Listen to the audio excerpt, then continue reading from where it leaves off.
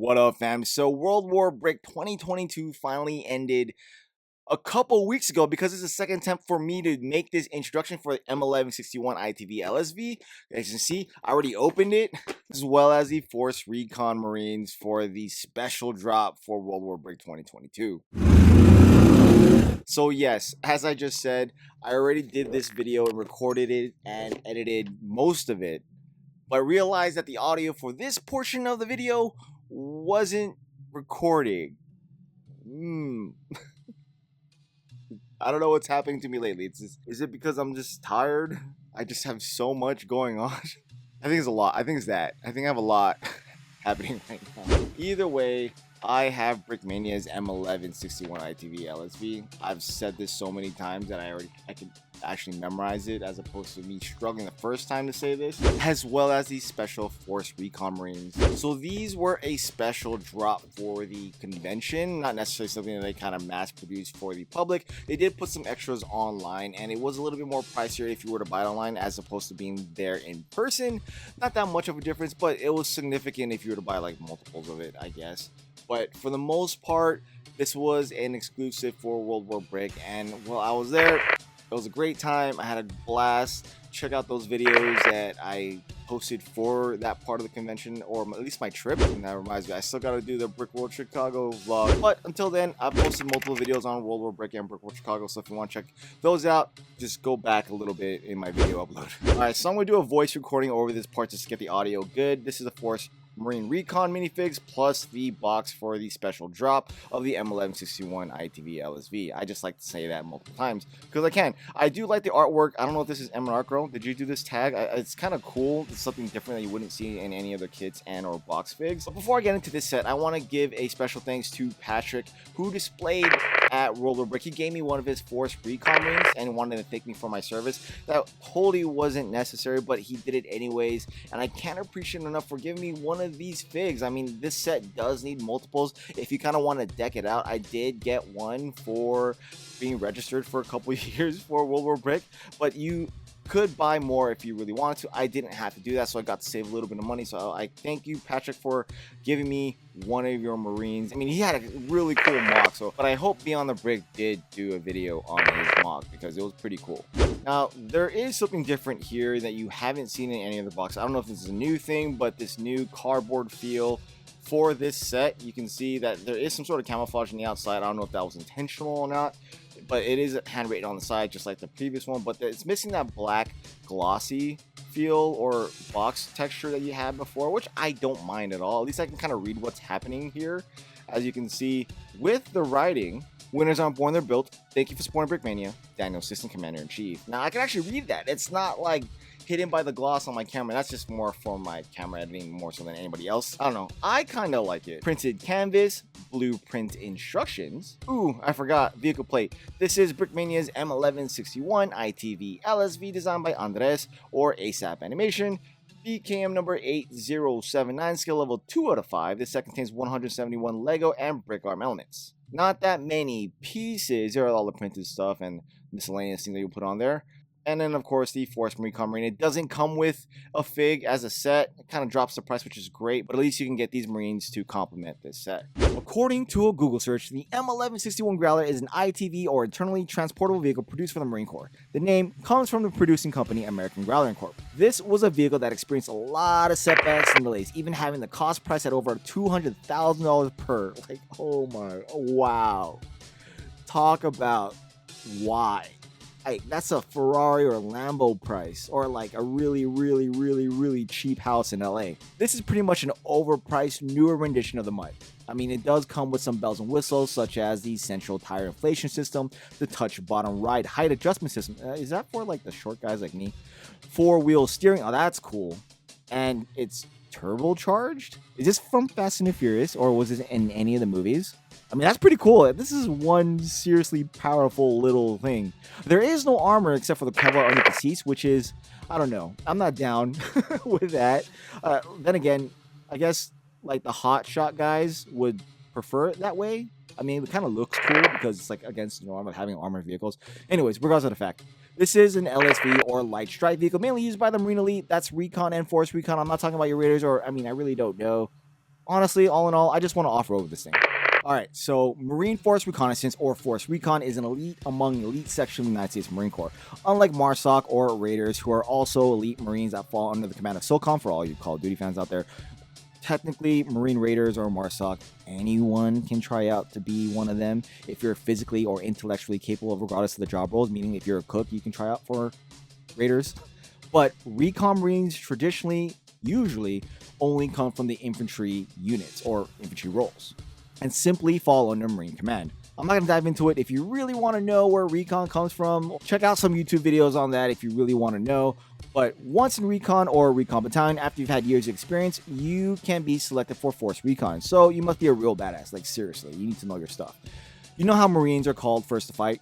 Well, because we're the first to go in, we need people to go in before us to be our eyes and ears before we get there. So that's what Recon does. But Force Recon, they do the cooler stuff. You know what Navy SEALs do and Army Special Forces. They do the really top secret stuff.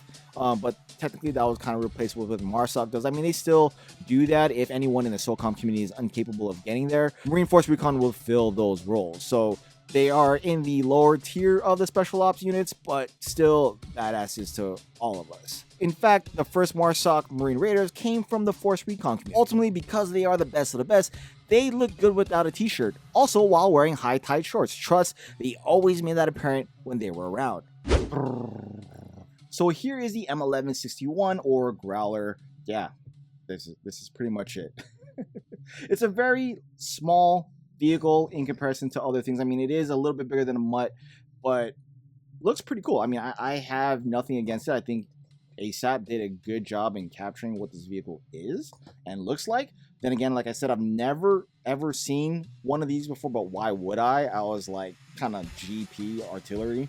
These guys really only ran with the elite or Ford. I mean, I guess our Ford Observers or like Anglico could have these driving around. These are pretty fast and quick, and Ford Observers need to be fast and quick to be able to tell us where we're shooting. Very simple build, very fast build to do. There are a lot of printed pieces, and by a lot, like 10 maybe. You have the USMC plus the serial number for the actual kit, replicating the serial number for the vehicle on the hood, printed lights and grille in the front with that really annoying cable they have to wrap around this little thing. Yes, it is a pain, but ASAP did warn us about that.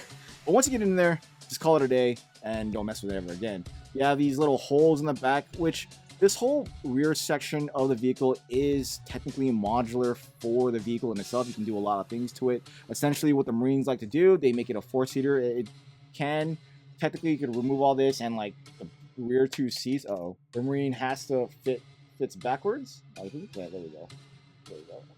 Come on, dude. Get in there. Tight space, tight. There it is. So obviously the front two seats you face forward, but the rear two seats you face back, and the Marine fell down because he's not strapped in. Because why would he wear a seatbelt? I mean, it's not super fragile as I'm portraying it to be. It is actually pretty sturdy in many places, except for this middle section over here, in which I always break every time I put somebody in. Come on, no! All right, so ultimately, if you want these minifigures to go in there, you should probably put them in there, then finish the build, like most things. I'm not gonna hold that against Brickmania because, well, if you want this to look as accurate as possible, minifigures don't actually fit things like humans do, so you're gonna have to kind of play around with that, and it's gonna be a tight squeeze. Canvas on top, you gotta fold it a little bit down to kind of get the shape, and then 50 cal M2 HB as well as a gun in the back. There is a crate that's printed in the back of the truck. Why do I keep breaking that like center? There is a printed crate, pretty cool, and some C4 inside. Now, why would you want to drive around with C4? You know who would? Recon would. Recon would definitely do something like that, where if you were to get hit, you'd blow up. Very Marine thing to do, I guess. Is this where the Marine stands on top of this crate? Oh, it's so bad. Oh man, that's so bad. That's why would you stand on C4?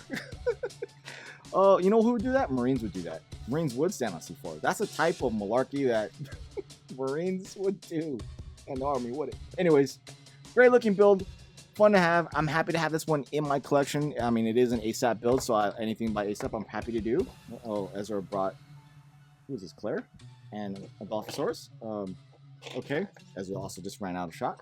You see the rifle on the floor anywhere? The rifle fell off. No! Is he okay? Where is, oh, here it is. I thought you were right there. Alright, well, Ezra built a Jurassic World Lego set. So if you want to see this in comparison to an actual Lego set, for size, he just finished building this. Yeah, and this. Oh, okay. So Lego Brickmania. All right, can I have the space now? Okay. Okay. That's cool. Actually, that's pretty cool. There's a Pyroraptor. That's a Pyroraptor. All right, so let me do what the Recon Marine would do when he would see a dinosaur. Shoot it! Ah! Ah! That's right. Force Recon Marine kicked his butt. He's gonna be friends with Claire for a little bit. Oh, what the? Anyways, ultimately, a cool looking vehicle to have. It is a little fun build. It didn't take me very long. And The only big Jacob's dinosaur. Anyways, where was I? Ultimately, a good set to have. It's very light, very small. I can fit it anywhere in my shelves because I'm running out of space. Ultimately, I think it captures the vehicle after researching what this actually is and not actually seeing in real life, but through YouTube videos and Google searches. Most like the actual thing, it does look like something the Marines would use, you know, something that's really expensive, easy to use, and looks like it can fall apart. So yeah, Marines, easily. We'll just pick up the scraps that no one else wants to use. Now, as far as the Marine is concerned, the Force Recon Marine, remember, he's not Recon, he's Force Recon, and he's not a Marine Raider, which, have they done a Recon Marine yet? Now they've done Force Recon, Lando, you need to do just basic Recon, which look like these guys. Marine Force Recon, they look like Marines with better gear. Unlike Marsoc, who looks like the high-speed stuff, Force Recon looks like the high-speed stuff, but in like Marine regs. So on the front, he is wearing a regular sappy plate carrier Molly type thing, which I have no idea what it is. I'm sure Justin can school me on that. It looks like he has a PRC 152 or something like some sort of Motorola type communication thing. I feel like when we get into the Recon or Elite side of things, or, you know, the cooler or high speed you are, you want to have less protection. That's Kevlar armor and like helmet. It's like at the basic level, you want to be heavy and like have all this gear that's super heavy, but like when you want to be like fast and quick, none of that matters because, you know, you just don't plan on getting shot. On the left side, he is rocking a drop pouch for his magazines and looks like pistol mag pouches to complement the pistol on his right hip. On the back, he has a tourniquet with a medical pouch, not an IFAK, so it's definitely something else. He has grenades on the back of his back. I wouldn't be able to grab some of that. I guess I could, but not with like this plate carrier over my body. Is it for like stacking up and the guys behind you were to like grab those grenades to throw it in front of you? I don't know. Maybe that's like a, you know, an infantry thing. Someone correct me on that. Regardless of the fact, he is rocking a fast helmet like all the high-speed guys do with the elite and high-speed, low-drag guys. You know, we have to wear a bicycle helmet and put gear on top like radio equipment and attach my night vision goggles, all that type of stuff. Blah, blah, blah. To be real, I would love to wear a fast helmet over what I wore in country. But beside the point, he is rocking an M4 with painted tan features to kind of, you know, make him look cooler than he normally did because everyone else had black. Sometimes he changed out the normal stock black with tan ones or spray painted them to kind of give it a more camo feel. It's something that a lot of elite would do, and or infantry, at least I would see it. If I were to do it, I'd get yelled at. But for these guys, they can do whatever they want because they can do whatever they want. But if for his head, he's actually wearing a face mask, not really anything important.